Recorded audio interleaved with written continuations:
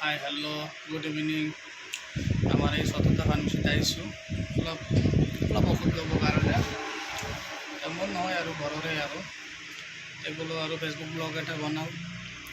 অলপ আজি একদম খালী দোকান, একদম অলপ টাইম বহিলোঁ ফেনৰ তলতে। কি ধুনীয়াকৈ ফেন চলি আছে। দোকানখন কিমান ধুনীয়াকৈ বনাইছে, একদম বহুত ভাল লাগে। ইয়াতে একদম কম টকাৰ ঔষধ খালে বেমাৰ ভাল হৈ যায়, বহুত ধুনীয়া।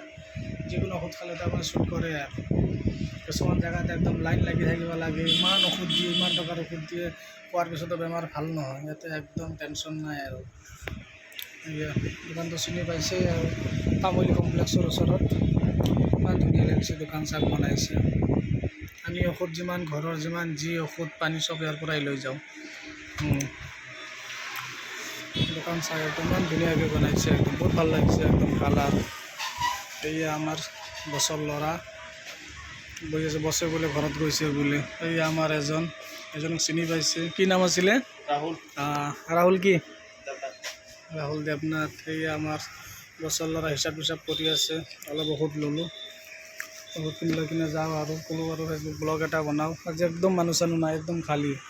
জানেই আৰু কি হাল অৱস্থা চলি আছে, সেইটো কাৰণে বজাৰ ঘাটত মানুহ চানুহে নাই, একদম খালী। দোকান চোকানো খালী, বিক্ৰী বাৰ্তাও নাই। ঠিক আছে, অ'কে, গুড ইভিনিং।